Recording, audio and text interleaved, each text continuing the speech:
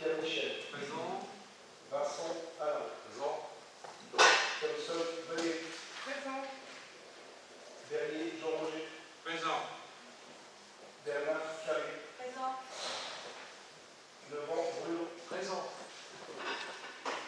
Dutillieu Isabelle. Présent. Collier Damien. Potvin Valérie. Présent. Célidonio Monotillo. Présent. Manard Sylviane. Présent. Tétini Aldo. Présent. Hénin Valérie. Absent, donc pouvoir à monsieur Lebon. Renocourt, Claude.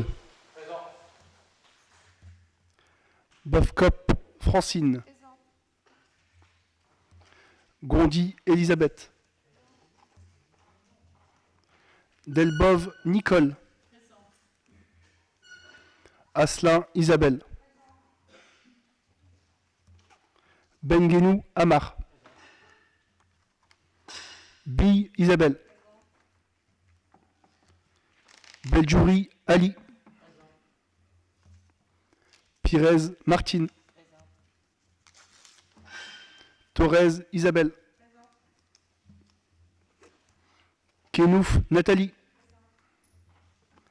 Messager, Patrick. Degog, Cédric. Gordao, Régis. Choquet, Christine. Présente. Moradi, Cyril. Présent. Frémery, Éric. Walran, Edith. Fering, Nicolas. Malo, Peggy.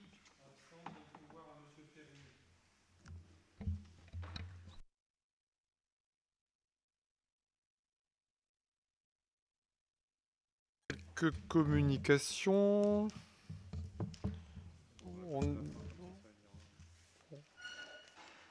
On passe après pour l'école? Ou c'est prêt? Ça va être bon? Sinon, ça va aller vite. On va donner quelques informations sur 13 et 14 juillet et Forum des Assos, Madame Bernard.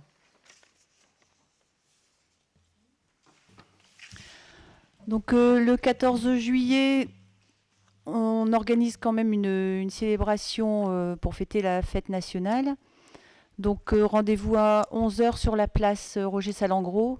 Il y aura une petite cérémonie avec la présence d'un campement militaire, quelques véhicules militaires ainsi que les pompiers, un lâcher de pigeons. Et ensuite, vous serez invité à la salle des fêtes pour un vin d'honneur.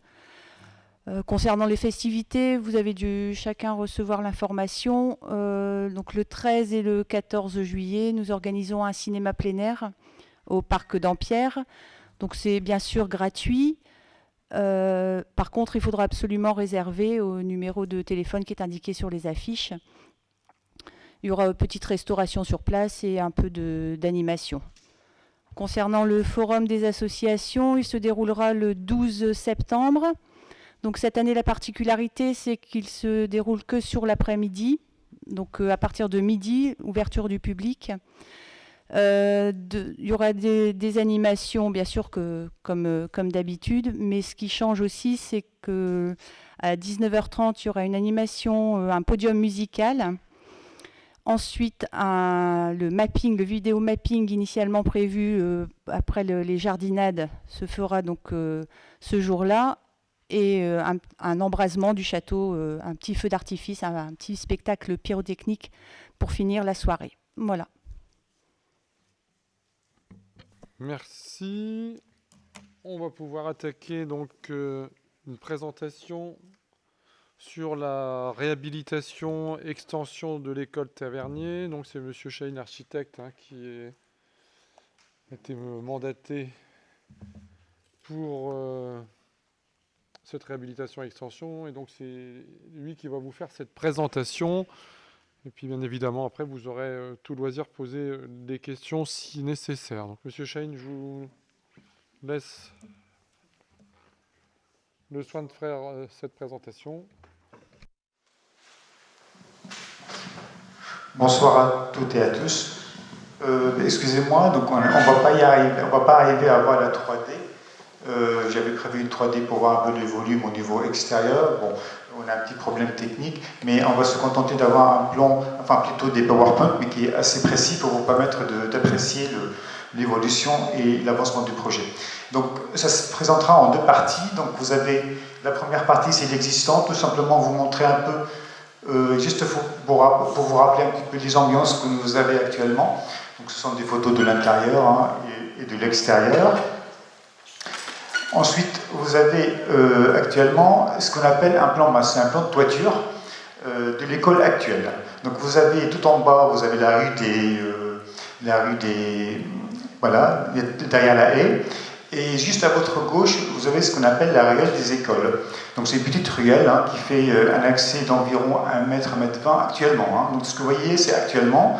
Et au fond, vous avez l'école élémentaire. Il y a une partie qui est en élémentaire et l'autre partie qui est plus ou moins dédiée à l'école maternelle actuellement. Donc là, vous avez donc l'école élémentaire au-dessus et l'école maternelle qui est concernée par notre projet avec un accès actuellement qui se passe à ce niveau-là, au niveau de la rivière. Ça, c'est toujours l'état actuel avec l'état actuel des classes. Donc vous avez les classes ici sur la rue. Ensuite, vous avez quelques classes qui sont à l'arrière. Et ce qui est avec la flèche rouge, vous avez l'accès actuel de l'école. Et là, vous avez ici la chaufferie, les dépendances, qu'on appelle les dépendances, ce sont des locaux actuels. Ensuite, le dernier plan, c'est lui donc de l'étage, parce qu'actuellement, vous avez quand même un étage qui donne sur la rue, qui est plus ou moins utilisé actuellement. Là, c'est pour vous repérer un petit peu au niveau des vues à l'intérieur, et toujours depuis la cour, mais toujours la partie existante. Donc la partie projet, ce qu'on souhaite faire, on va commencer par la partie démolition, parce qu'avant d'avancer, on a trouvé, donc, si vous voulez, quelques éléments qui ont tendance à être un petit peu, entre guillemets, des éléments perturbateurs, mais entre guillemets. Hein. Donc ce sont des éléments qui ne faisaient pas partie du projet d'origine. Donc on les a numérotés, donc ici on les a entourés par des flèches rouges, c'est la partie qui va être démolie au niveau de l'école. Donc vous avez les parties bleues de ce côté-là, à gauche et à droite, vous avez la partie ici qu'on va réaménager. Donc vous voyez en rouge la partie qu'on va démolir, et la partie qu'on garde, c'est juste cette partie-là, et la partie-là. Vous voyez, donc c'est quand même assez important au niveau de la démolition et la relecture de l'école. Alors ça, c'est notre nouveau plan masse. Alors, de quoi consiste? Donc, si vous voulez, la première idée, c'est garder, donc, se sauver de la ville, garder l'entrée principale de l'école maternelle, toujours de côté la ruelle des écoles. Par contre, donner plutôt un espace beaucoup plus aéré, beaucoup plus ouvert. Donc on profite de ces démolitions-là, justement, pour faire des extensions de l'école. Mais ce n'est pas des simples extensions, donc on agrandit l'école, on rajoute des classes, on verra après au niveau des détails, au niveau de l'intérieur. Mais tout ça pour vous expliquer que l'entrée de l'école sera toujours de ce côté-là, mais avec un parvis beaucoup plus ouvert, beaucoup plus aéré. Et la ruelle devient vraiment une véritable rue. Donc on ouvre largement la rue ici, en même temps on s'en servira pour les accès pompiers, il faut qu'on puisse accéder au niveau de secours. On revoit complètement l'image de l'école. Donc on rentre de ce côté-là, on a le parvis qui est là, et on se retrouve ici avec la partie donc, qui devient le cœur de l'école, qui est la salle d'activité, qui est la proue de l'école, ça marquerait un petit peu l'entrée de l'école. Au niveau des aménagements intérieurs, tout ce que vous voyez en bleu, c'est juste pour vous dire que c'est la partie existante qu'on a conservée. Ça ne veut pas dire qu'on a conservé les châssis ou les cloisons, c'est juste le volume qu'on a gardé. On a redistribué complètement l'école. Donc vous avez l'entrée principale, on rentre, que ce soit de ce côté-là ou bien de l'autre côté de la rue. Alors il faut savoir que la rue n'est pas tout à fait droite, il y a un problème de dénivelé qu'on a géré. C'est pour ça que vous voyez sur les plans parfois des petites pentes, légères pentes de 5% bien évidemment pour que ce soit conforme au niveau PMR, pour les personnes à mobilité réduite. Donc on rentre de ce côté-là, on a le parvis qui est complètement clôturé, bien entendu, avec une clôture, et on rentre, on y accède à l'école, à travers donc un hall qui est là, et on distribue l'école par l'extérieur. Donc ça veut dire que pour entrer dans les classes, on a ici un préau qui fait le contour des écoles, donc ce que vous voyez ici en vert, enfin en bleu, et qui distribue les classes directement depuis les classes depuis la cour. Donc là, il y avait une partie technique assez importante parce que la cour actuelle, il est un petit peu dénivelée. Vous avez une partie qui était décaissée. Donc toute la partie ici qui était décaissée, qu'on a relevée. On a mis donc l'école au même niveau. Donc il n'y a aucune marche, tout se passe directement sur un même niveau avec un accès direct des classes. Donc, ce que vous voyez ici, donc l'entrée, la directrice, les petites sections qui sont là, les moyennes sections. Et ce que vous voyez là, ici en proue, ici, c'est le dortoir. Donc il est situé entre les petites sections et les moyennes sections. La partie ici, c'est pour les grandes sections, et tout le monde, donc, ils vont vers la cour, à l'intérieur de l'îlot, et couvert du vent, parce que vous avez la partie ouest de ce côté-là. Le vent dominant, il est de ce côté-là, et le nord, il est vers le haut. On a profité justement de cet aménagement pour mettre l'école en conformité à tous les niveaux. Au niveau, bien entendu, PMR, au niveau personnel à mobilité réduite, et surtout au niveau accès de secours. Donc les pompiers, c'est pour ça qu'on a créé ici un accès qui permet d'accéder directement sur la cour des petits. Alors, tout ce qui est sur la rue, on a laissé un espace vert, on a planté juste quelques 3 arbres, en bas, laissé cet espace-là. Ah oui, on ne voit pas la flèche sur l'écran. Donc, on voit l'espace vert qui donne sur la rue, c'est un espace polyvalent qui permet aux parents, aux enfants après, prendre cet espace et les dédier à leur souhait. En partie bleue qui est en haut, qu'on a récupéré sur la partie élémentaire, ici on va mettre donc l'office. Il y a un restaurant, donc ce qu'on appelle l'office, et la partie qui est juste à côté, ça sera la chaufferie. Donc on a un espace technique, parce qu'on part avec, si vous avez sur le plan masse ici, vous voyez, donc ce qui est en bleu sur les toits, ce sont des panneaux photovoltaïques, donc ça veut dire qu'on produit l'électricité pour l'école. Et la partie tout en haut, où M. Glaby va les désigner, c'est plutôt la chaufferie qui sera commune aux 2 écoles élémentaires et maternelles, qui sera une chaufferie bois. Donc là, on a utilisé justement on a profité de cette réhabilitation pour mettre aux normes, y compris donc chauffage, électricité. Alors, au niveau des accès, donc le principal, on l'a bien au niveau de la ruelle, des écoles. Alors, au niveau de l'étage qu'on avait, on va le garder, on va l'utiliser en partie au niveau technique. Par contre, on réhabilite complètement l'espace, on va l'isoler, on va refaire les plafonds, on va donner un espace qui peut être dédié à n'importe quelle manifestation ou autre. Dans le projet, il n'a pas été comptabilisé, hormis quelques locaux techniques, parce que si vous voulez, pour l'école maternelle, l'étage n'est pas tout à fait accessible pour les petits. Alors, au niveau des façades, alors là, ici, ce que vous voyez en partie basse, c'est la même vue qui donne sur la rue, les toilettes. Vous avez ici donc l'entrée à votre gauche, vous avez l'entrée, et on a voulu donc marquer un petit peu l'angle de l'école depuis la rue. Donc on a joué sur les bardeaux en terre cuite, un peu colorés, on a travaillé surtout sur les châssis, les volumes qui sortent de la façade, mais on a gardé l'esprit traditionnel de l'école, parce qu'elle est très belle cette façade-là. On va là bien sûr nettoyer la brique, nettoyer le muret, retravailler les clôtures, réviser, nettoyer la couverture. Donc, tout ça sera pris en compte. C'est ce que vous voyez donc en haut. Vous avez l'entrée de l'école qui se fait à travers un volume. Donc le volume que vous voyez à l'arrière, c'est plutôt la salle d'activité qui est en proue. Et d'ailleurs, je précise que la salle d'activité est accessible pour l'élémentaire et pour l'école maternelle.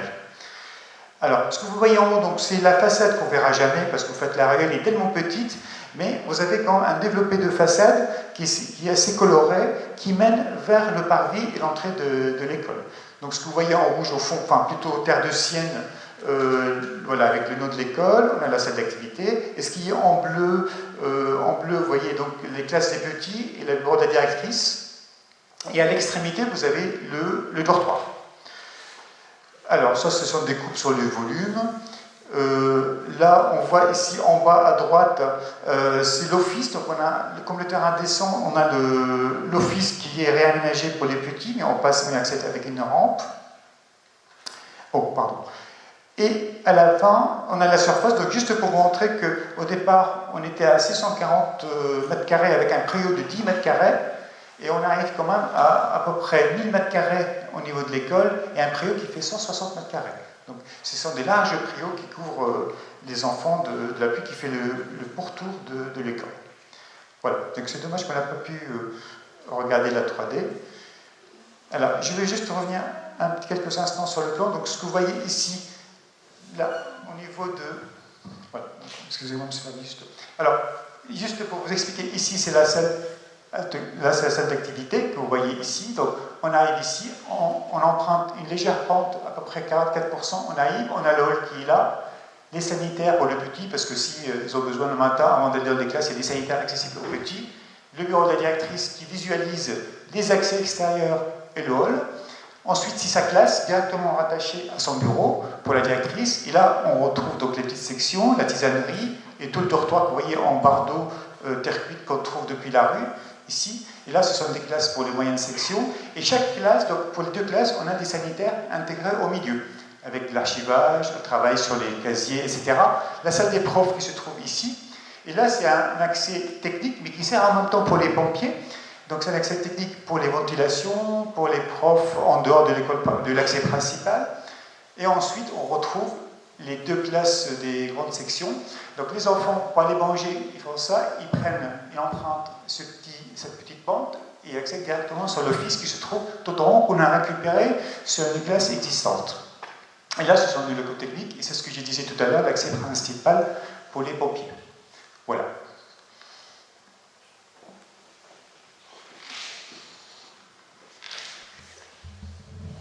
Alors merci pour la présentation. C'est vrai qu'au début il n'y avait pas la flèche, donc je pense que pour certains c'était un peu compliqué de suivre.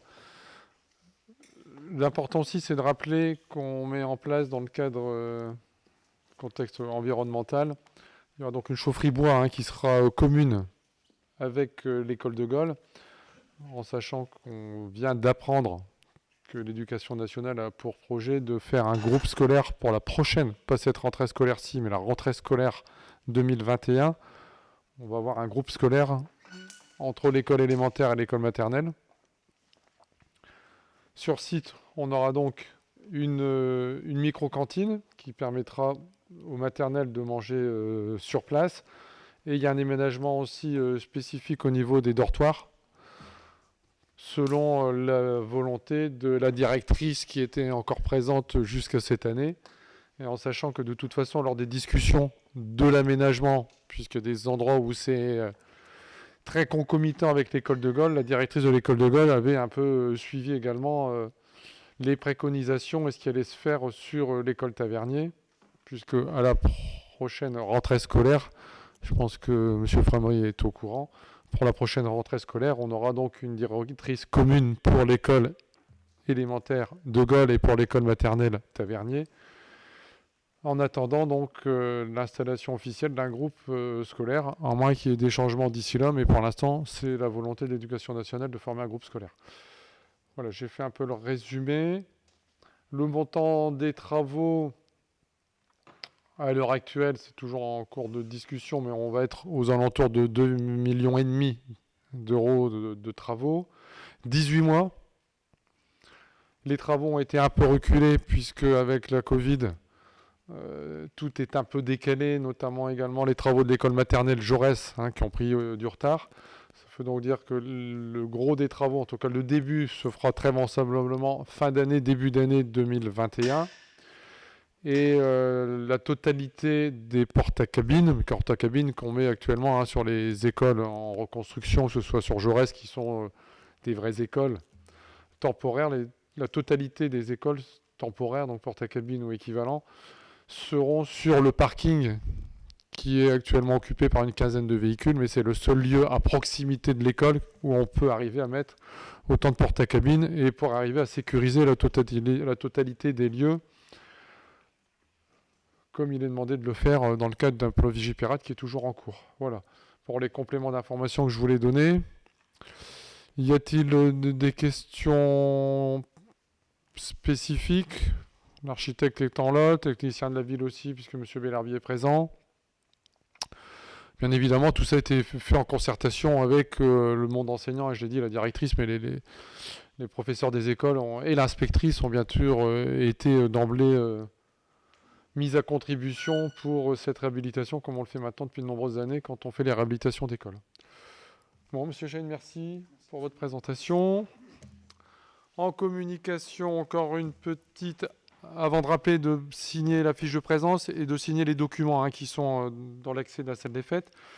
La convention Géricault, tout le monde commence à savoir ce qu'est Géricault, puisque la ville de Valenciennes, ça commence à être fonctionnel. Isabelle Trieux, je vais te laisser peut-être laisser quelques mots, puisque c'est l'élu référente sur la mobilité durable.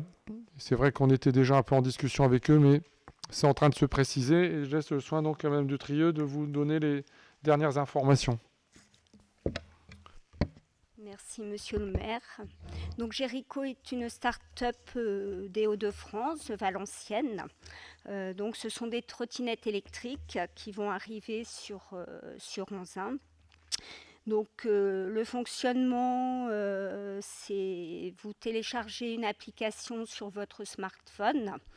Ensuite, vous débloquez la trottinette. Le déblocage vous coûte 95 centimes.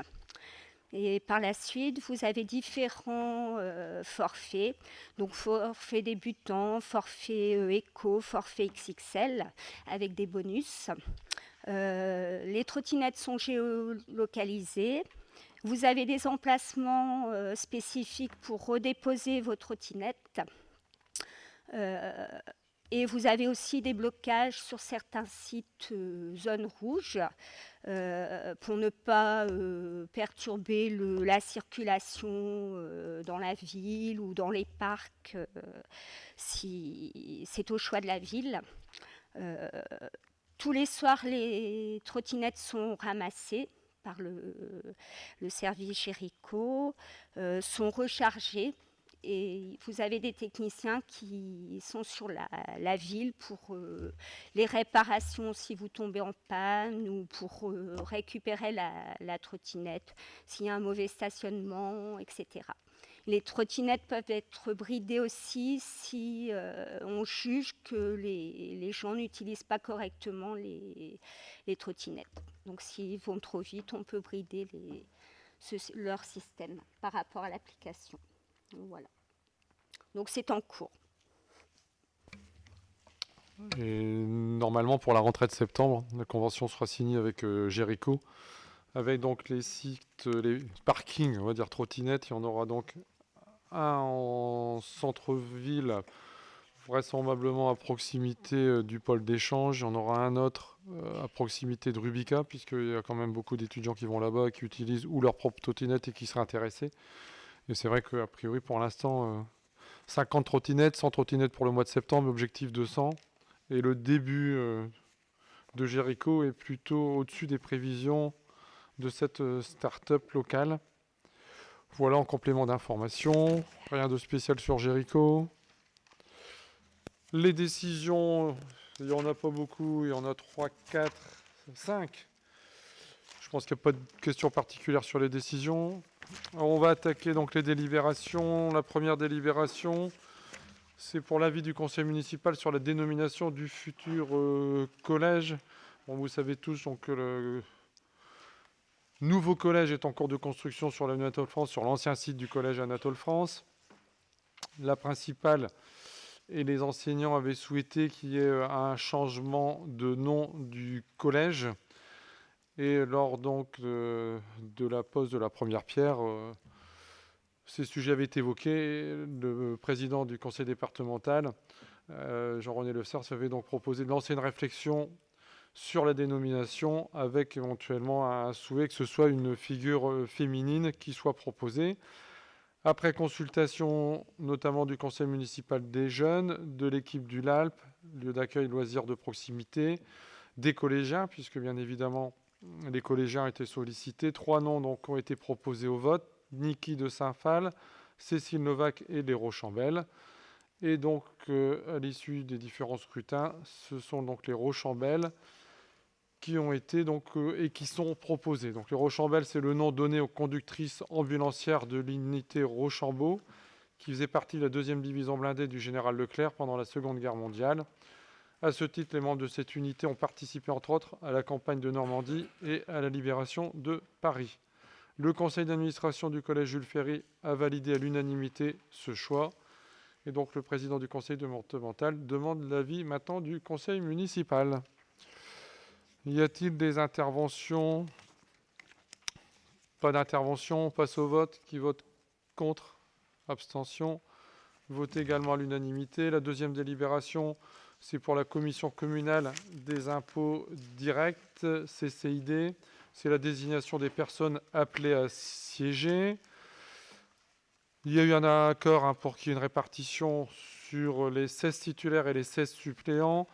13 ont été proposés par la liste Unis pour réussir et 3 ont été proposés par la liste d'opposition. Sur les 16 titulaires, 16 suppléants, c'est le directeur des services fiscaux qui va désigner 8 et 8 de chaque. Je ne vais pas refaire la lecture de toutes les personnes qui sont sur cette liste-là. Ça a été validé de toute façon avec M. Ferring. Il n'y a pas de questions. Tout le monde retrouve ses noms. Donc on peut passer au vote. Qui vote contre? Abstention. Voté à l'unanimité. La troisième délibération, c'est le droit à la formation des élus. Madame Bernard. Oui, donc c'est une délibération classique qui est relative au droit à la formation des élus. Donc la nouveauté par rapport à l'ancienne délibération, c'est que une formation doit obligatoirement être organisée au cours de la première année de mandat pour les élus ayant reçu une délégation. Donc les modalités seront précisées par décret. Donc nous vous proposons de consacrer un budget de 20 000 € qui correspond à 10,5% du montant total annuel des indemnités de fonction. Je rappelle que l'obligation étant que l'action doit être comprise entre 2 et 20% de ce même montant. Donc les 20 000 € sont répartis au prorata du nombre d'élus des deux listes, donc à savoir pour Unis pour réussir 17 575 €, pour la liste plus proche de vous 2 425 €. Merci. Oui, monsieur Famry.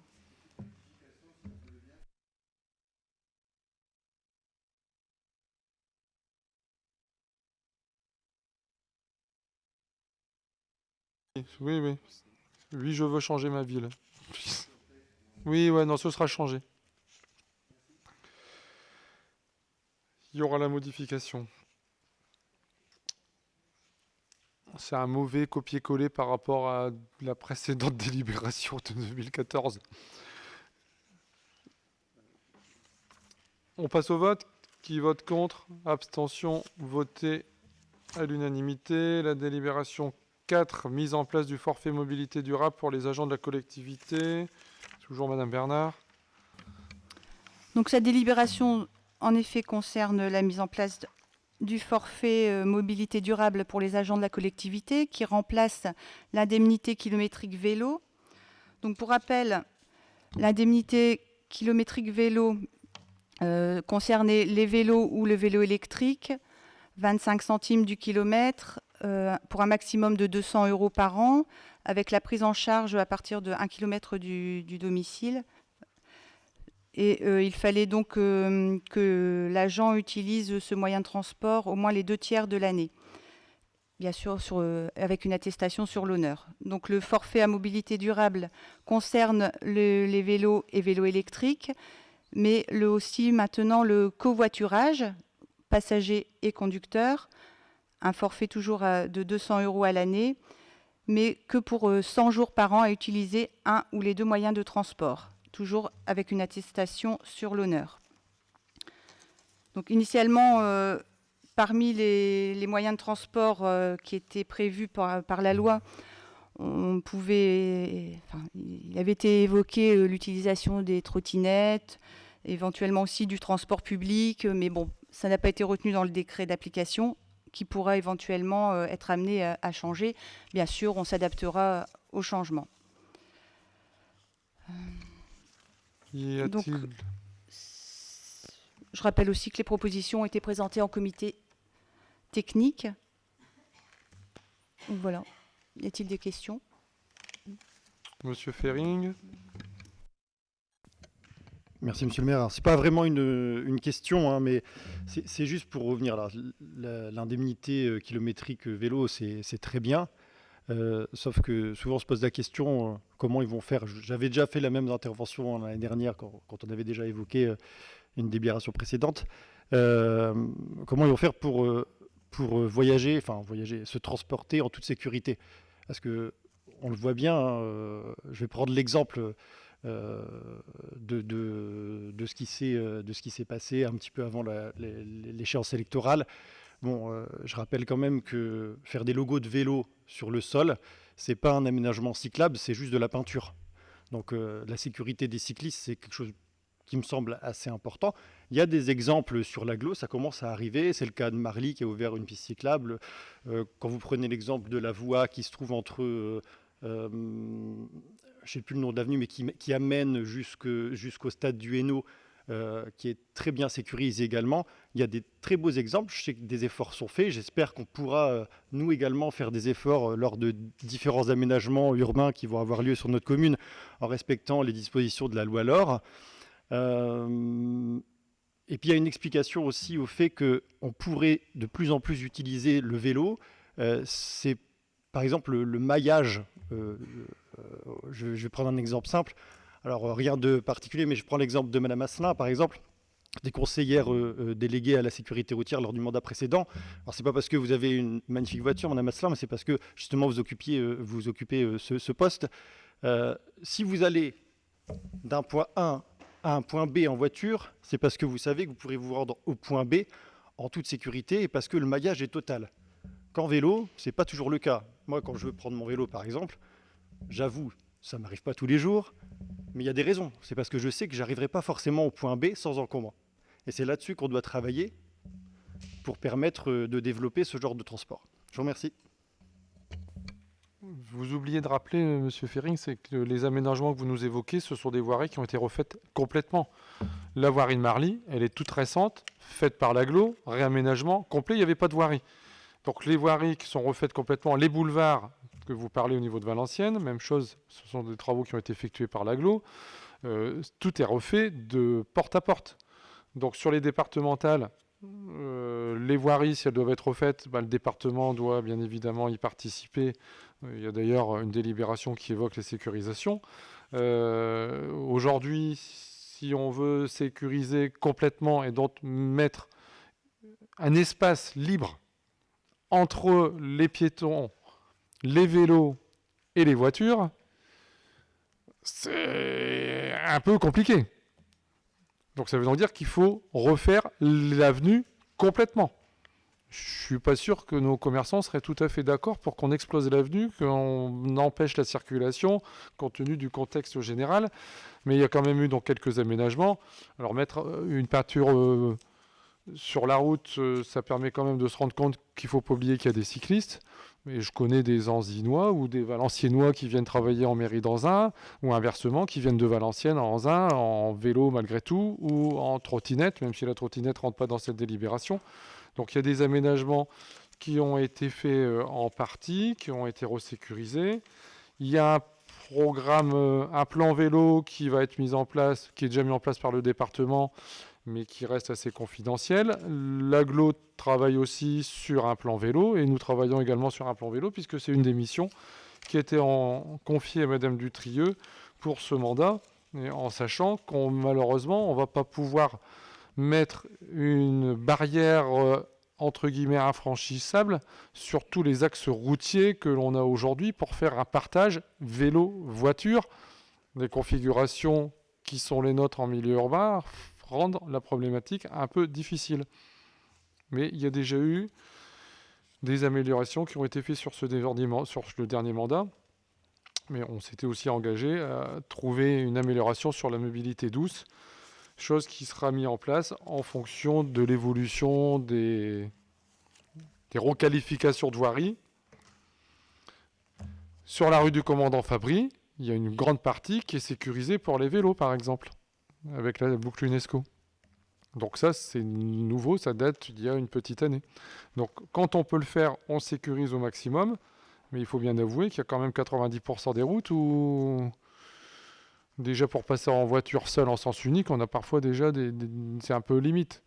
Ou alors autre possibilité sur certains axes, c'est d'empêcher complètement le stationnement des véhicules. Et là effectivement on pourra faire des zones vélo complètement protégées. Je suis pas sûr que, comme on fait beaucoup de participation citoyenne, je suis pas sûr qu'aujourd'hui nos habitants seront prêts à ne pas avoir de place de parking du tout dans leur rue pour mettre une zone vélo. Je pense que pour avancer fortement sur ce sujet, il va falloir qu'il y ait aussi une modification des mentalités, puisque aujourd'hui, déjà, quand on supplie une place de parking pour sécuriser ou pour faire un passage protégé aux normes avec plateau, je peux vous dire que vous vous faites massacrer sur les réseaux sociaux parce que vous avez supprimé, et encore une place qui n'était pas une vraie place, parce que c'est juste devant leur maison et que la voiture, elle doit être dans leur maison. Donc, il y a des changements de modalité à mettre en place, mais on va y travailler pour essayer d'améliorer effectivement les mobilités douces sur notre périmètre.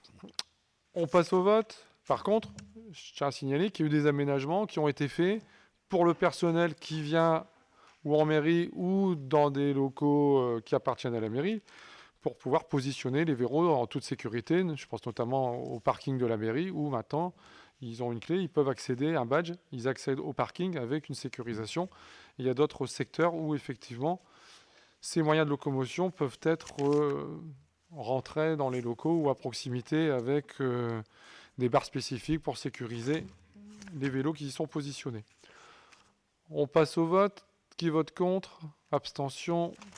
Voté à l'unanimité. La 5e délibération, c'est l'élection d'un représentant de la ville au conseil d'administration de l'association C2R Le Maillon. Je vous propose de nommer Monsieur Notelio Celidonio. Y a-t-il des questions? On passe au vote. Qui vote contre? Abstention. Voté à l'unanimité. La subvention à l'Union du commerce anzinois. Et là, je laisse la parole à Madame Potvin. Monsieur le maire, merci. Je vous rappelle que Monsieur Bedjouri ne pourra pas voter pour cette délibération étant donné qu'il fait partie de l'Union du commerce anzinoise. Le plan de soutien au commerce anzinois a été présenté au conseil municipal le 8 juin dernier. Celui-ci a pour objectif d'aider les commerçants de la ville afin de surmonter les effets de la crise sanitaire. Plus de 150 000 € d'aides diverses sont prévues sur l'exercice 2020. Dans ce cadre, l'Union des commerces anzinois souhaite organiser une grande fête du commerce au cours du dernier trimestre 2020 avec la mise en place d'une tombola. Il est proposé au conseil municipal de soutenir cette manifestation par l'octroi d'une subvention qui permettra à l'association de proposer des lots attractifs pour les consommateurs. Sur ces bases, il est donc proposé au conseil municipal d'attribuer une subvention de 15 000 € à l'Union des commerçants anzinois. Merci. Y a-t-il des questions?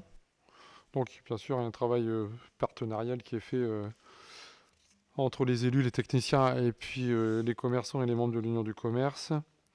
En sachant que l'action, on a décidé d'augmenter la subvention pour qu'il y ait une action qui dure environ 6 semaines. La période aujourd'hui est plutôt entre le 15 octobre et fin novembre, en espérant que d'ici là, il n'y aura pas une mauvaise évolution de la crise sanitaire. Et le principe étant qu'il y ait un gros lot et que chaque semaine, il y ait un lot conséquent qui soit gagné. Et c'est pour ça que j'ai acté le fait qu'on allait augmenter la subvention qui avait été initialement discutée avec l'Union du commerce. Donc, ne participe pas au vote, je le rappelle, M. Bedjouri. Qui vote contre? Abstention. Voté à l'unanimité. La 7e délibération.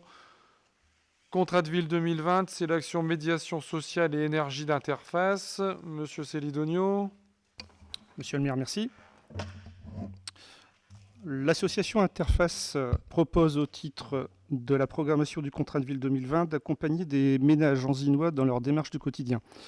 Donc l'association est partie du constat que le non-recours aux droits et la méconnaissance des outils numériques pouvaient augmenter la pauvreté et la précarité énergétique. Donc l'association organisera des temps de rencontres et de médiation individuelle et collectifs afin d'accompagner les habitants de la commune d'Anzin dans leurs démarches liées aux questions du logement et de budget, et encore de la santé.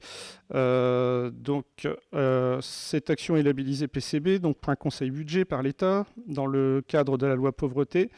Interface donc accompagne budgétairement des ménages pour prévenir des situations de surendettement. Dans le cadre de son action, l'association interviendra également au domicile des ménages dont les logements ont été réhabilités dans le cadre du nouveau programme national de rénovation urbain, afin de les guider dans l'appropriation de leurs nouveaux équipements pour leur permettre de connaître les gestes favorisant les économies d'énergie. Donc, durant un an, Interface accompagnera ainsi 15 familles de locataires de maisons et cités et 46 familles de locataires de SIA Habitat résidentes à la cité du Mont-de-la-Veine. Sur ces bases, il est demandé au conseil municipal d'autoriser Monsieur le maire à accorder à l'association Interface une subvention de 3 090 € pour l'action médiation sociale et énergie 2020. Merci. Y a-t-il des questions? Je rappelle simplement, c'est un peu ce qui avait déjà été mis en place dans le cadre du premier dossier en rue sur Carpeaux.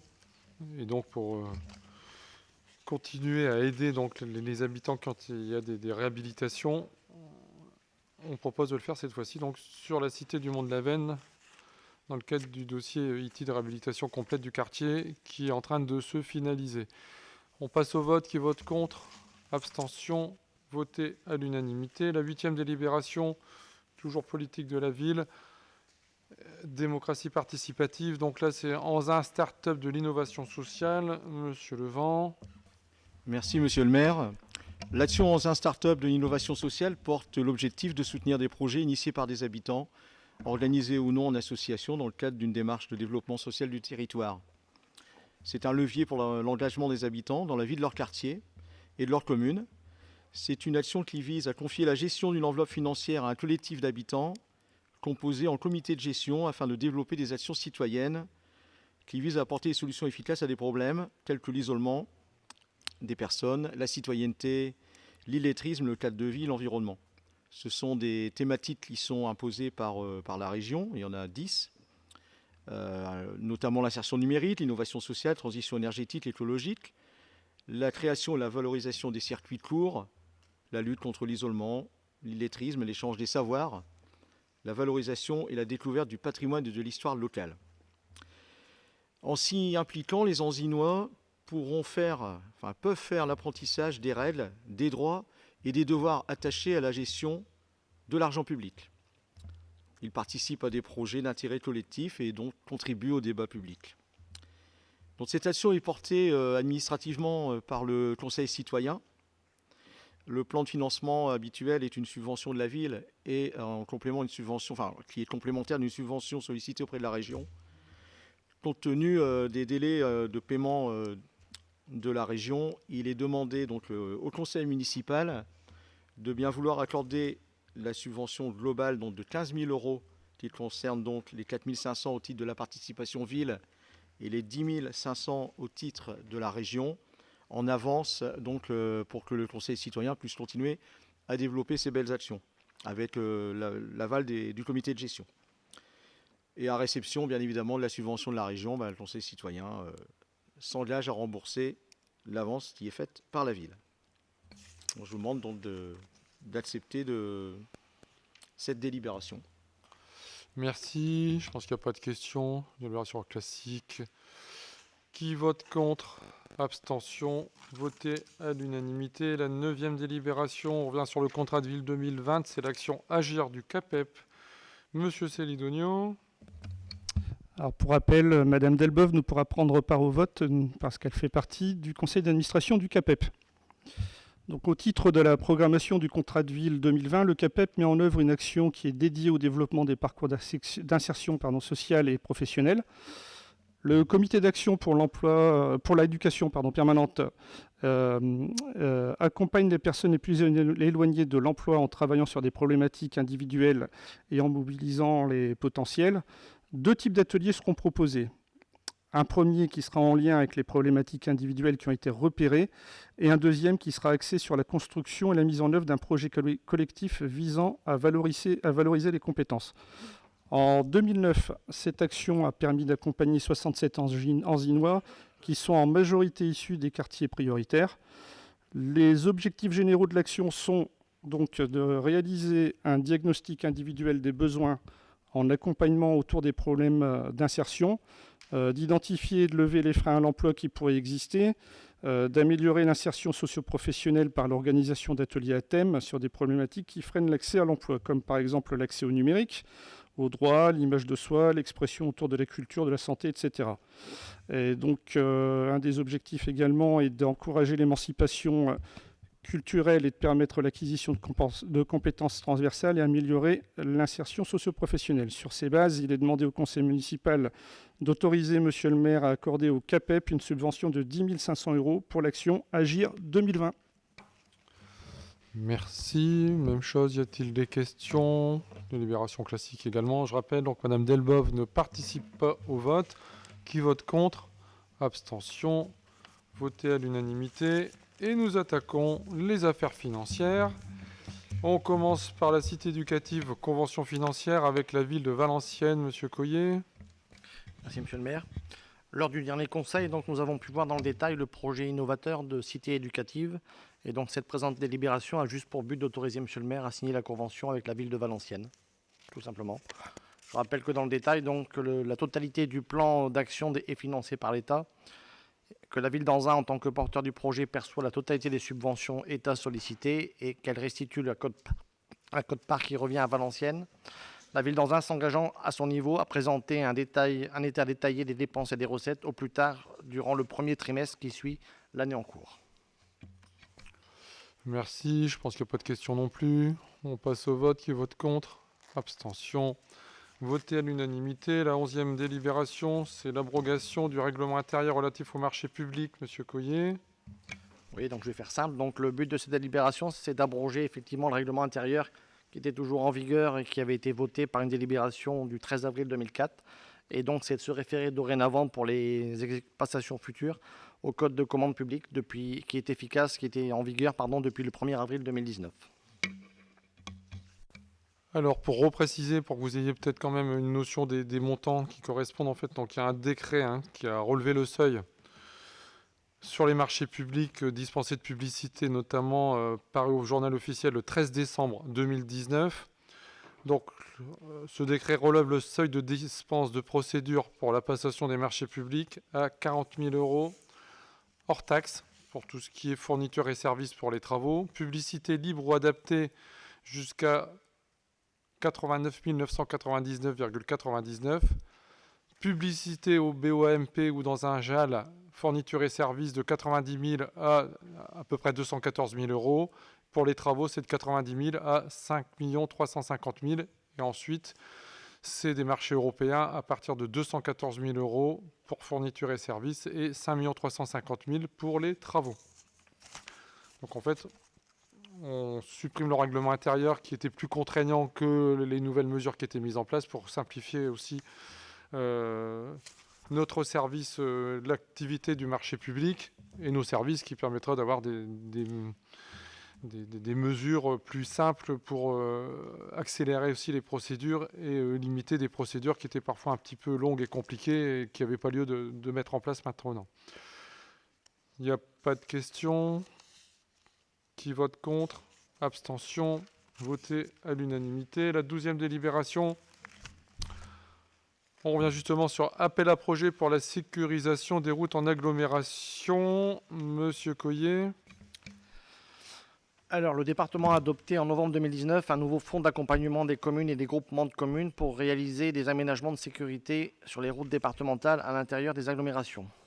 Un premier appel à projet a été lancé le 16 janvier 2020, mais en raison de la situation sanitaire exceptionnelle, toutes les communes n'ont pas été en mesure de déposer un dossier avant la clôture de l'appel au projet.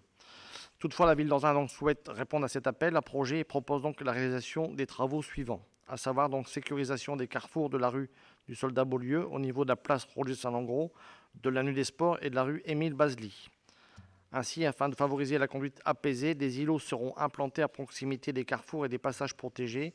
Les traversées piétonnes seront sécurisées et rendues accessibles aux personnes à mobilité réduite grâce à la mise en place de plateaux surélevés.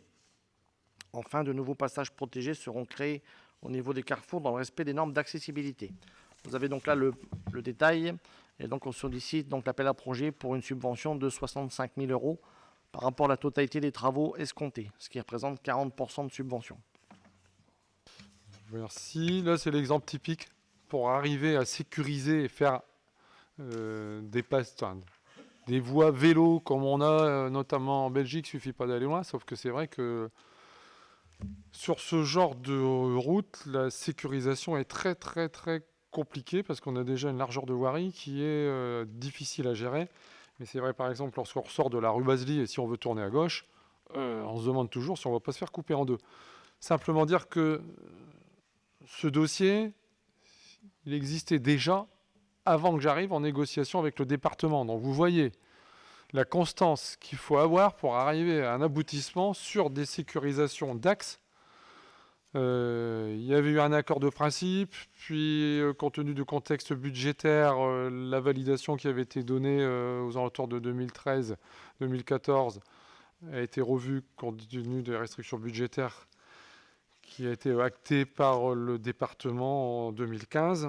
Et donc là, ici, on repart à la charge pour arriver à trouver une solution pour resécuriser, sécuriser en tout cas cette parcelle où on a déjà mis des plateaux surélevés, complètement à la charge de la ville, puisqu'à l'époque, il y avait peu de participation possible du département. Mais on voudrait continuer et améliorer cette sécurisation d'axe qui est aussi fort passant, et c'est pour ça qu'on propose de répondre à cet appel à projet. Y a-t-il des questions, Monsieur Fering? Ouais, c'est les habitants de la rue du Sol-la-Beaulieu qui vont être contents parce que les aménagements qui avaient été faits il y a quelques années, notamment les plateaux que vous aviez réalisés, ont eu quand même des effets positifs. Bon, il y a toujours des mécontents, hein, ça fait du bruit. Bon, bon. Et comme ils sont assez longs, ça va à peu près. Je sais d'autant plus que j'ai habité la rue du Sol-la-Beaulieu, donc je sais de quoi je parle. Les gens roulent très vite sur cette rue. La partie sécurisation de la circulation des deux roues légers, bon, vous avez raison, là, c'est très compliqué. Je ne sais pas techniquement comment tout ça va être réalisé, parce que c'est vrai qu'à part prendre des mesures radicales, c'est très compliqué. Il y a aussi des problèmes de stationnement dans cette rue. Je rappelle que la rue du Soldat-Beaulieu, hein, l'étude qui avait été menée il y a quelques années, et c'est vrai que ce dossier est très vieux, c'était 10 000 véhicules jour, hein, si je ne me trompe pas, monsieur le maire, il me semble que c'est ça. 14 000, vous voyez, ça augmente. Quand je dis que c'est de la circulation sur Anzin, ça augmente. Au dernier conseil municipal de 2019, on avait l'air de dire que ce n'était pas vrai. Vous voyez, c'est en augmentation.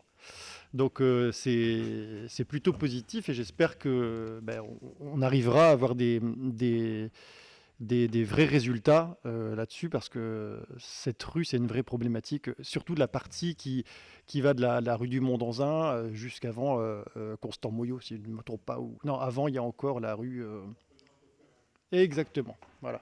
Je vous remercie. Avec une première partie qui est commune avec la ville de Valenciennes, où effectivement il faudra qu'on aille aussi discuter pour la réalisation d'un plateau le temps venu sur cette première partie. La circulation elle a un peu augmenté effectivement depuis 7-8 ans sur cet axe-là, pour justement éviter l'avenue Anatole France notamment, et donc il y a une décharge qui s'est faite sur l'autre côté. Mais donc l'augmentation de circulation notamment sur... l'axe avenue Anatole France, rue du commandant Fabry n'a pas augmenté de façon significative. Où ça a le plus augmenté, c'est justement sur cet axe qui va de la rue Constant-Moyau jusqu'à la rue de Rheims, pour accéder notamment sur Petite Forêt ou Rheims, pour éviter l'axe central. On passe au vote. Qui vote contre? Abstention? Voté à l'unanimité. La 13e délibération, tout le monde commence à la connaître par cœur. C'est pour aller chercher une subvention, cette fois-ci auprès du conseil régional, pour la salle de fitness et de musculation au complexe sportif Michel Bernard. Bon, je vais la présenter parce qu'il n'y a pas grand-chose à rajouter. On propose une demande de subvention de 20%. Ça laissera le temps à M. Coyer de récupérer avant de présenter le compte administratif. Vous avez donc le plan de financement. Y a-t-il des questions? Pas de questions. Qui vote contre? Abstention? Voté à l'unanimité. Et je redonne la parole à M. Coyer pour le compte de gestion tout d'abord. Merci. Donc, Madame la trésorière principale d'Anzin nous a transmis le compte de gestion 2019 du budget ville. Ce document reprend l'ensemble des mouvements comptables relatifs à l'exercice 2019. Il y a eu de constater que l'ensemble des écritures ont été reprises dans les comptes et que les soldes affichés sont conformes à ceux du compte administratif. Donc, cette délibération a pour but d'approuver le compte de gestion établi par Madame la trésorière principale d'Anzin. Je pense qu'il n'y a pas de question particulière là-dessus. Qui vote contre? Abstention, voté à l'unanimité. Et nous attaquons le compte administratif 2019. Monsieur Coyer. Merci. Je vais essayer d'être synthétique. En préambule, je vais quand même vous donner lecture de 4 ratios qui figurent dans le compte administratif à la page 4 et qui reflètent assez bien ce compte administratif. Donc le ratio 1, c'est dépenses réelles de fonctionnement sur population. Il s'est élevé à 1150 € contre 1086 € pour les villes de même strate. Donc preuve en est que la ville dépense plus pour les habitants que les villes équivalentes. Les dépenses réelles d'équipement brut sur population se sont élevées à 450 € par habitant contre 310 pour les villes de même strate. Donc on constate que c'est 50% de plus que la ville a dépensé en dépenses d'équipement brut par rapport aux villes de même strate. Un autre ratio qui fait état de la marge de manœuvre de la ville en termes financiers, donc c'est la dépense de fonctionnement et remboursement de la dette en capital.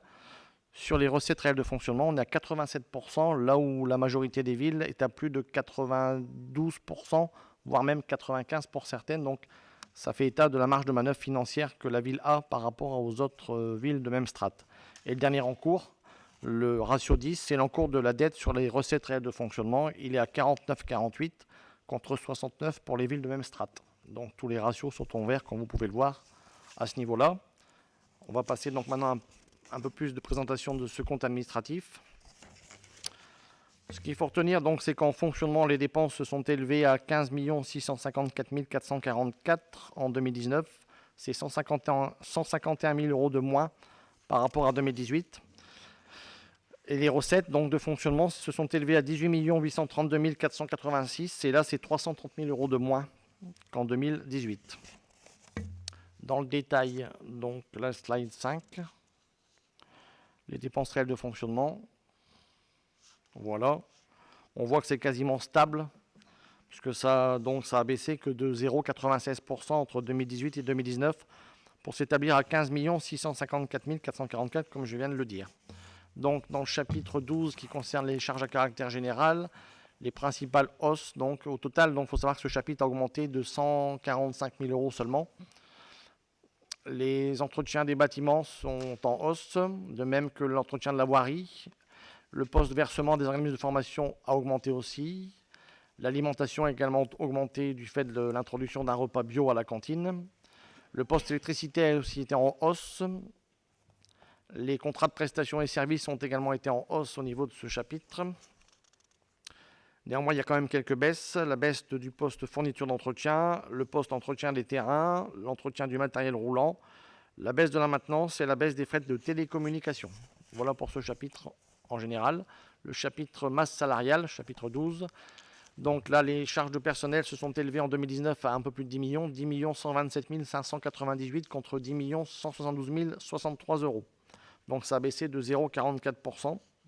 Cette variation est due principalement au transfert de 3 personnes de la ville d'Anzin à la communauté d'agglo de Valenciennes Métropole. La masse salariale, donc là il y a quand même des nouveautés, même si le total baisse. Vous pouvez voir donc que les agents titulaires sont passés de 233 à 242 en 2019. Les agents permanents de 31 à 32. Les agents non permanents, certes, ont baissé de 107 à 80. Le total donc fait 354 en 2019 contre 371 en 2018. Ce qu'il faut retenir, donc, c'est la titularisation de plusieurs agents. Les transferts versés, donc le poste chapitre 65 aux autres charges. On peut voir que la CCAS a toujours perçu 820 000 € comme en 2018. Le théâtre, c'est terminé, donc il y a 270 000 € en moins de dépenses pour la ville à ce titre. La caisse des écoles, donc 200 000 contre 185 000. Et à noter aussi les associations. Donc la ville donne toujours des subventions aux associations. Puisqu'en 2019, on a donné 203 838 € aux associations contre 193 296 en 2018. Là où beaucoup de villes ont revu fortement à la baisse cette dotation. Voilà, pour ça, on peut déjà passer donc aux charges financières si on veut bien. Voilà, donc on peut voir que comme la ville a des taux soit fixes, soit indexés, les charges financières qui représentent les intérêts payés sur les emprunts continuent de baisser. On voit, ça baisse régulièrement. Et donc, ça s'est établi en 2019 à 141 930 contre 146 603 en 2018. Donc, la ville reste très bien positionnée tant au niveau de l'encours de la dette, 684 € par habitant contre 886 pour la moyenne des communes, qu'au niveau du taux moyen payé, on est à 1,55 contre 2,47 en moyenne pour les villes de même strate. Voilà. Voyons maintenant donc les produits des services. Donc les produits des services et du domaine public se sont élevés à 350 906 €. C'est 28 582 moins que ce qu'on a perçu au niveau de la ville en 2018. Donc ces produits sont en recul de 7,53%. Il faut savoir que les concessions dans les cimetières, la redevance d'occupation du domaine public communal, les autres produits d'activités annexes et les redevances des droits à caractère social ont contribué à cette baisse. Par contre, donc, les redevances des droits de services à caractère culturel, elles, ont augmenté. Voyons donc aussi au niveau des impôts perçus par la ville. Donc, par rapport à ce compte administratif 2019, la ville a perçu 7 331 592 € d'impôts contre 7 596 674 en 2018. C'est 265 000 € de moins d'impôts perçus sur les 2 années. Donc ce chapitre est en baisse en raison principalement de la baisse de l'attribution de compensation versée par la communauté de communes d'Aglo à Valenciennes Métropole du fait du transfert du théâtre et de la mutualisation des services informatiques et juridiques. Les recettes des impôts locaux restent, elles, dynamiques avec un taux en hausse de 1,64. Au niveau de la dotation globale de fonctionnement, on peut voir aussi qu'elle a, elle, augmenté pour s'établir à 7 998 470 en 2019 contre 7 803 479 en 2018. C'est principalement dû à la DSU, dotation de solidarité urbaine, puisqu'on a perçu 216 000 € de plus en 2019. Les autres dotations, donc la ville a perçu en 2019 un montant total de 2 625 906. C'est 28 000 € de plus que ce qu'on a perçu en 2018. Et parmi ces autres dotations, donc, elles sont en hausse de 1,10%. Les principaux postes en hausse de cette dotation, donc c'est participation autres organismes qui ont progressé. C'est la CAF principalement qui a contribué à cette bonification à travers la prestation de services uniques concernant la mixité sociale et l'inclusion du handicap. La participation aussi des autres communes inexistante en 2018, elle marque la participation des communes au titre de la police pluricommunale et du CSPD. Néanmoins, donc, ça a aussi baissé au niveau de ces autres dotations, à savoir donc les autres participations de l'État baissent de 58 000 liées à la baisse du nombre de CAE et la fin du soutien de l'État au niveau des rythmes scolaires. L'attribution du fonds départemental de la taxe pro a également baissé et dotation de développement urbain qui a également un peu baissé. Les autres recettes de fonctionnement, donc, elles se sont établies en 2019 au niveau du compte administratif à 525 611 contre 785 869. Là, elles ont baissé de plus de 260 000 €. Donc, c'est principalement donc, les remboursements donc, des rémunérations versées. Ce poste budgétaire varie en fonction des sinistres constatés. En 2018, il y avait eu en baisse de 34%. Les autres produits de gestion courante regroupent les loyers perçus, la non-restitution des livres à la médiathèque, la redevance R2 versée en fonction des travaux électriques réalisés et les remboursements pour les travaux d'urgence. Cette année, ces produits sont en hausse de 25%. Et les produits exceptionnels concernent les cessions sur web enchères, les remboursements de sinistres et les remises écologiques des véhicules achetés. Ces produits sont en retrait de 68%. Tout ceci nous amène à l'épargne brute constituée, donc c'est la différence entre les recettes réelles de fonctionnement et les dépenses. Donc nous avons donc une épargne brute de 3 178 042 €. Elle est un peu plus faible que 2018. Je rappelle que cette épargne brute permet d'autofinancer les dépenses d'investissement et garantit l'autonomie financière de la ville. Elle a atteint néanmoins un niveau élevé encore en 2019, comme je viens de l'indiquer. Voyons donc l'autre slide. Donc là, ça regroupe l'épargne brute, l'encours de la dette et la capacité des endettements de la ville. Donc en bleu ciel, vous avez l'épargne brute que je viens d'indiquer, donc 3 178 000 pour 2019. Vous avez l'encours de la dette en bleu foncé, 9 317 385. Et vous avez donc en blanc la différence pour le désendettement. Donc 2,93%, c'est la durée qu'il faut pour rembourser la capacité de désendettement de la ville. Donc on se situe toujours au-dessus des villes de même strate, bien au-dessus. La CAFNet, donc, c'est en intégrant le remboursement en capital. Donc là, la ville a eu une CAF nette de 2 430 713 € en 2019. Donc c'est un peu plus faible légèrement que 2018, mais c'est toujours un très bon niveau par rapport à d'autres villes. Les dépenses d'investissement, donc le total des dépenses d'investissement, donc c'est un montant exceptionnel de 6 869 014 €. C'est le plus gros montant de dépenses d'investissement réalisé lors de la précédente mandature. Dans ces dépenses d'investissement, il y a les dépenses d'équipement. Et donc là, pour 2019, ça a monté à un montant de 6 121 686. Donc c'est le plus élevé du précédent mandat de 2014 à 2020. Parmi ces dépenses réelles d'investissement, donc 90% c'est pour des acquisitions ou des travaux de bâtiments dans la ville et 10% seulement pour le remboursement de l'emprunt. Vous le voyez à travers le camembert ici présenté. Et l'autre camembert va vous indiquer la répartition des travaux. Voilà. La plus grosse partie, donc, ça concerne la réfection du gymnase de la Bleusborn pour 2 610 000 €. Ensuite, la réhabilitation de l'école maternelle Carpeau pour 1 320 000 sur la gauche en blanc. Et les petites portions, là, vous avez aménagement du centre technique municipal pour 228 285 €. Je rappelle que c'est l'ancien garage Mazda.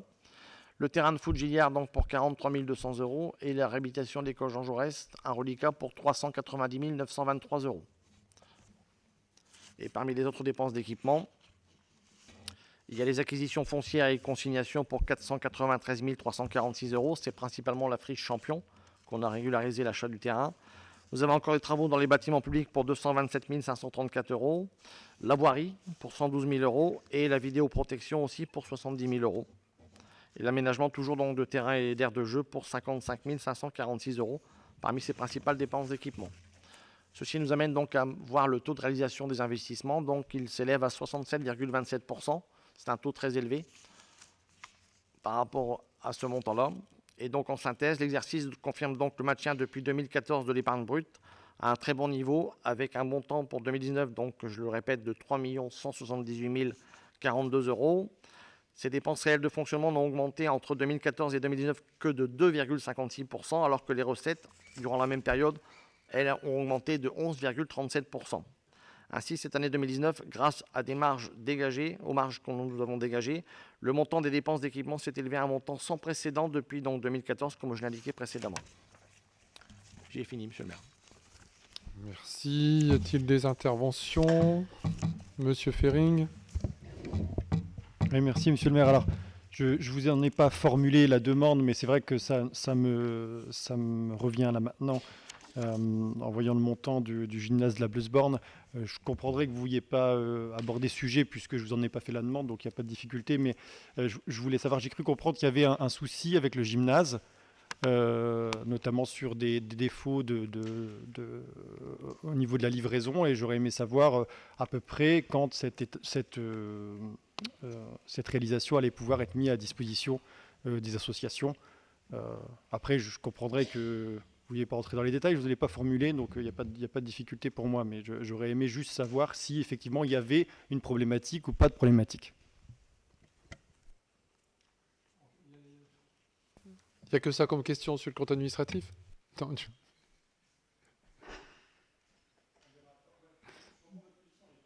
Non, mais parce que dans ce cas-là, vous me posez les différentes questions et puis je ferai une réponse globale sur...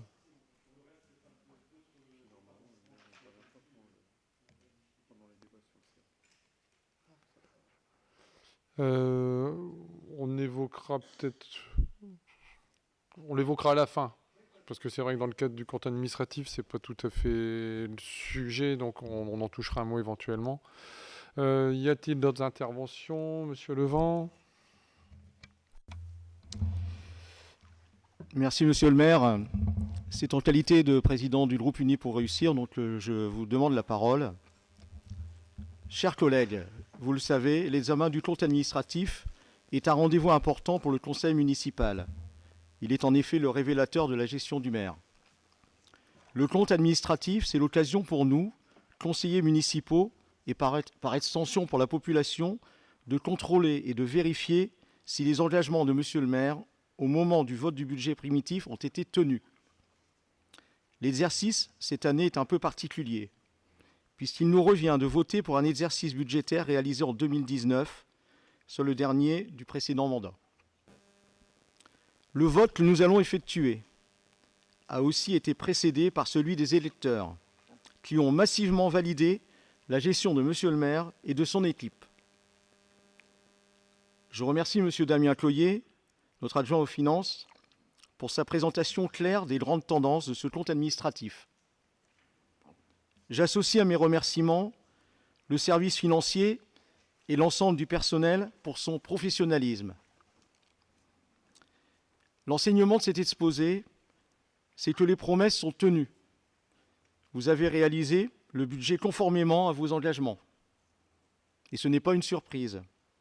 C'est même une constante sur l'ensemble du mandat et sur les précédents d'ailleurs.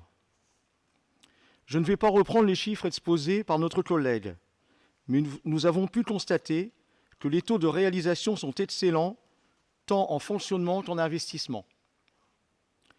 En toute logique, tous les indicateurs de gestion qui permettent de manière objective de mesurer la santé financière de la ville sont au vert, qu'il s'agisse de l'épargne brute et de l'épargne nette, qui se maintiennent à des niveaux élevés, ou de la capacité de désendettement. Cela place Anzin parmi les meilleurs élèves du département. Cette bonne santé permet de tenir les engagements d'investissement massifs. 18 millions d'euros étaient prévus pour ce mandat. Plus de 26 auront été réalisés. Comme sur l'ensemble du mandat, un effort conséquent a été réalisé pour l'épanouissement des enfants, avec en 2019 la fin des travaux de la maternelle Carpeau et le démarrage de la maternelle Jaurès. Il faut également citer la nouvelle salle de sport de la Bleusborn, dont les travaux s'achèvent.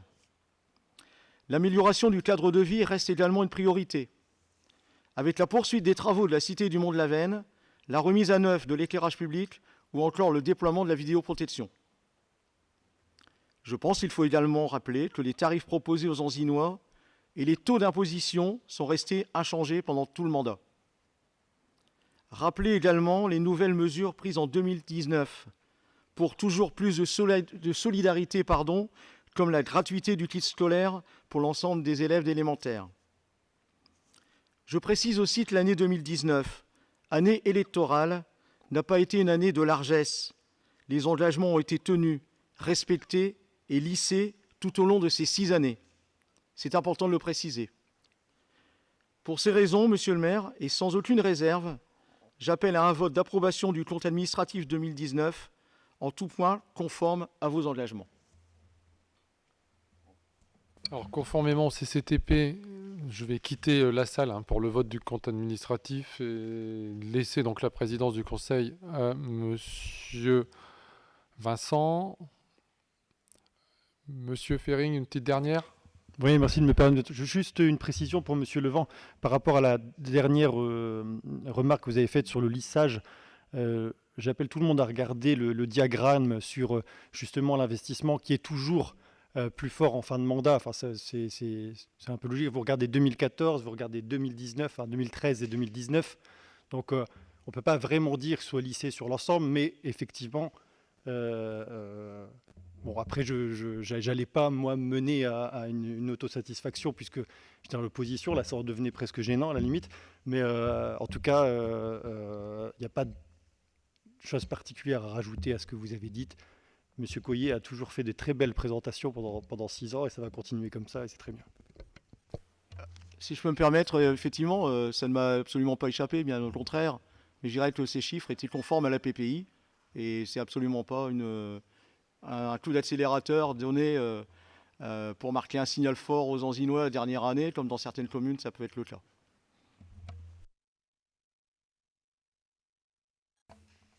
Donc on va attendre que monsieur le maire quitte la salle. C'est la seule fois de l'année où on arrive à le faire partir. Donc voilà, donc il est donc demandé au Conseil d'approuver les comptes administratifs 2019 du budget ville. Donc qui est contre? Abstention? Donc voté à l'unanimité. Merci. Il s'est enfermé dehors.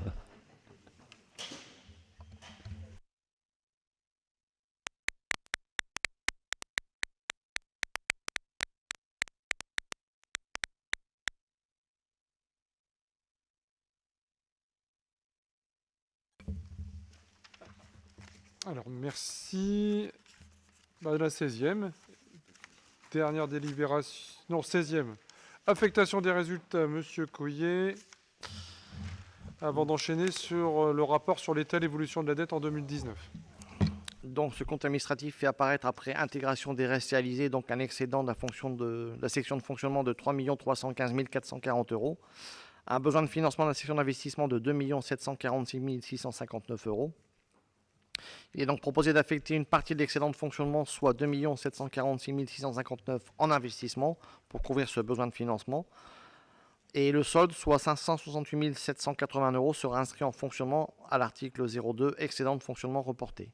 Le déficit d'investissement de 1 491 024 € sera lui reporté en investissement à l'article 01, déficit d'investissement reporté. Merci, du classique. Pas de questions. Qui vote contre? Abstention. Voté à l'unanimité. Et cette fois-ci, c'est la dernière délibération avant d'évoquer la salle des sports de la Bleusborn. Rapport sur l'état et l'évolution de la dette en 2019. Depuis 2010, donc, le ministère de l'Intérieur avait rédigé une circulaire qui précisait notamment le nécessaire information du Conseil sur la stratégie d'endettement de la collectivité. La présente délibération donc, a pour objet de donner l'information la plus précise sur l'état de la dette, son évolution et la politique de désendettement envisagée. Donc, les emprunts qui ont été réalisés en 2019, il y a eu 3 emprunts pour un total de 2 500 000 €, un emprunt d'1 million d'euros sur un taux fixe de 0,94 sur 15 ans, un autre emprunt donc, de 1 million d'euros également en taux fixe de 0,63 € sur 15 ans et un emprunt de 500 000 € sur 15 ans toujours, mais un taux Euribor 12 mois plus 0,28. Donc, ainsi, pour l'exercice 2019, le montant total des emprunts débloqués s'est monté à 2 500 000 €. Parallèlement, la ville a remboursé donc, durant cette même période un total de 747 328 € en capital et versé 141 930 € d'intérêts. L'encours de la ville a donc augmenté au cours de cet exercice, passant de 7 564 714 à 9 317 385 € au 31/12/2019. Donc, ensuite, on peut voir la répartition de cette encours. Donc, 71% est à taux fixe, 13% à taux variable et 14,55% basé sur le livret A. Donc, il n'y a aucun souci là-dessus. On a une durée moyenne résiduelle de remboursement de 13 années à aujourd'hui. Et au niveau de la typologie des emprunts, la ville donc, se situe 100% dans la catégorie qui représente le moins de risques, puisque tous les emprunts sont en catégorie 1A, qui inclut donc les taux fixes et les taux variables courants, basés sur le Euribor, notamment ou le livret A, sans effet multiplicateur. Et derrière, vous avez donc l'évolution des taux moyens et de l'encours de la dette. Voilà ce qu'on peut dire. Et comme indiqué, donc, on se trouve à un taux moyen de 1,55 sur ce qui nous reste d'encours à aujourd'hui. Cette sécurisation donc, ne dégrade pas pour autant le coût de la dette, puisque le taux moyen au 31 décembre, que je viens de vous l'indiquer, est de 1,55 contre 1,91 fin 2018. Il reste nettement en dessous du taux moyen des communes de même strate, qui s'établissait à 2,47 en décembre de la même année. J'ai dit, monsieur le maire. Y a-t-il des interventions sur le rapport? Et on rappelle quand même pour rappel, c'est ça, 2020, il n'y aura pas d'endettement, donc bien évidemment, on va rester sur des taux d'endettement très bas encore. En dessous de 3, c'est quasiment exceptionnel. Enfin, c'est vrai que les communes qui ont moins de 3 ans de désendettement sont quand même pas très nombreuses. Dans les strates, entre 10 et 20 000 habitants. Il n'y a pas de vote, puisque il s'agit d'un rapport. Sur la salle de la Bleusborn, donc effectivement, il y a une problématique sur une partie de la salle, pas la totalité. Donc, un permis de construire modificatif a été déposé. Bien évidemment, avec la crise sanitaire, on s'est tous repris 3 mois de retard. Et puis même la remise en route. Dans le cas des travaux publics, il y a aussi des réglementations sanitaires à être revalidées par les entreprises, par les autorités compétentes. Et tout ça fait que c'est un peu plus long que ce qui était prévu. On espère qu'une partie de la salle, la grande partie, sera fonctionnelle pour octobre. Sur l'autre partie qui était réservée spécifiquement au club de gymnastique, il y a une négociation en cours entre l'architecte, le conseil technique que l'on avait pris initialement au lancement du projet et la ville, puisqu'il y a effectivement un défaut d'appréciation de l'activité de gymnastique sur un agrès spécifique qui pose un problème et qui va nécessiter donc une modification de ce qui a été réalisé. Donc voilà exactement où on en est actuellement. La date précise, on espère courant octobre, mais ce jeudi-ci, il y a encore une réunion sur place pour revoir un petit peu comment on peut aller au plus vite pour aussi pouvoir libérer les autres salles qui sont occupées par les associations qui sont habituellement, qui étaient sur la salle de la Blosborn et qui devaient y retourner. Je pense à la gymnastique, la tir à l'arc, et puis d'autres associations qui pouvaient être amenées à aller là-bas.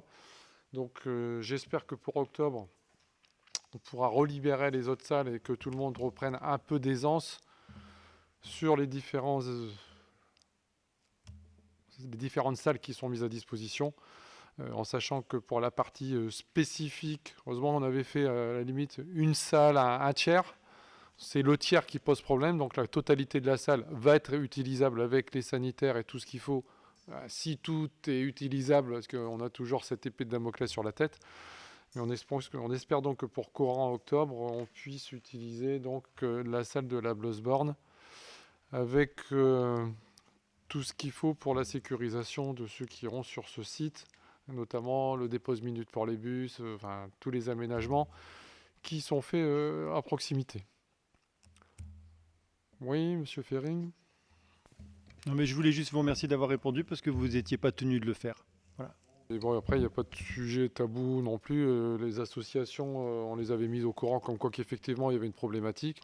Bon, maintenant, il faut qu'on trouve la solution. Et bon, il y a déjà une solution qui va être trouvée pour l'utilisation, peut-être pas ce qui était prévu initialement, mais à l'instant T. Et puis après, de toute façon, la salle, elle arrivera à fonctionner comme on l'avait acté, mais ça va prendre un peu plus de temps parce que là, on part sur des négociations. On a pris un avocat spécialisé pour un peu évoquer le sujet. Donc ça risque de prendre quelques temps, mais on arrivera à nos fins et puis on verra bien le délai que ça remettra. Mais pour rassurer tout le monde, à partir normalement du mois d'octobre, ce sera en grande partie fonctionnel. Merci. Bonnes vacances, puisqu'on se retrouvera normalement qu'au mois d'octobre, sauf délibération impérieuse qu'il faudrait passer avant. On a contacté l'agglo pour savoir s'il y avait des délibérations en fonction de ce qui va se passer ce vendredi après-midi. Normalement, rien ne devra être passé dans les 2 mois qui suivent, donc logiquement, il ne devrait pas y avoir de délibération, sauf imprévu. Donc on se retrouve début octobre pour le prochain conseil municipal. Bonne semaine et bonnes vacances pour ceux qui partiront.